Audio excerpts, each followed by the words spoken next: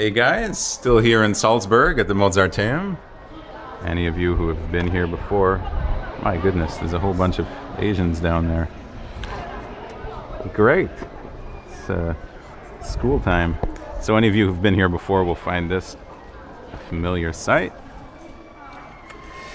And today I'd like to share with you what I would consider really a fantastic piece of information that one of the teachers shared here. His name is Robert Levin. Maybe you've heard of him. He's really a grand musicologue and composer, pianist, and a fantastic teacher. And this is something that he shared with his students that I just found I absolutely have to share with you because it's really valuable advice. Hopefully he doesn't mind. I'm sure he doesn't. It's kind of funny because I wasn't even in his class. I just kind of popped in and happened to hear him talk about this during the time I was there.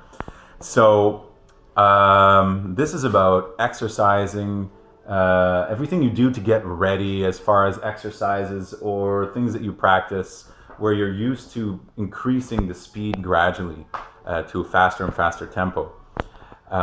This is what we're always told to do. So, for example, play scales in quarter notes, duplets, triplets, quadruplets, etc. Or practice a difficult passage, gradually increasing the speed, increasing the metronome or whatever you use until you get to your top speed, and then you're ready to execute. And this is not, there's something missing in what all of us are saying when we say that, to just increase the speed. Very important part. And this is the secret, is once you've reached the max speed, to decrease the speed and go back down to your lowest speed, to where you started. So it's kind of like cooling off, like if you do exercise. And the example that he gave was when he was doing track running, he would run a lot, like to the point of really pushing the limit in a healthy way, but not cool off and find yourself after stopping, you can't move. Your muscles are frozen. And when he gave this example, I went, that sounds really familiar. And he was thinking, of course, there must be some correlation between running and playing an instrument. So this is not just for piano. I think it should be for anything.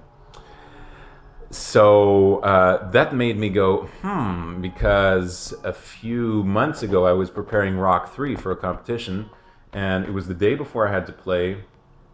I was practicing a lot, and I was practicing fast. It was maybe a little too fast even. I was getting to the point that I was starting to impress myself, which is maybe sometimes going a little too far as preparation is going, but it was going well. I was very happy with the way it sounded, and it sounded great.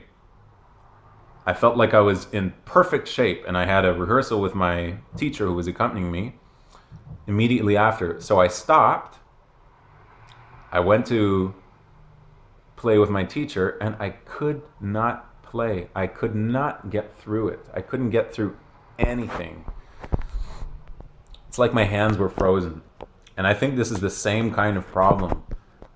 It's necessary to lower the speed after. If you want to be able to execute anything, if you're preparing just before a performance or whatever it is that you want to be able to execute anything possible, it's necessary to not only increase the speed to maximum. If you're going at your maximum and you stop there, your muscles, they do something really strange. Something really strange happens. You just find yourself often in a situation where, like that, I think. So try it and see if it works for you. I will definitely be trying this. I'm very, very happy to have heard about this. It's definitely something I will be working on excessively, not only while warming up, doing scales, or even practicing difficult passages just to feel ready, but just in general while practicing. I think it's something you can always do because we're always doing this, increasing the speed.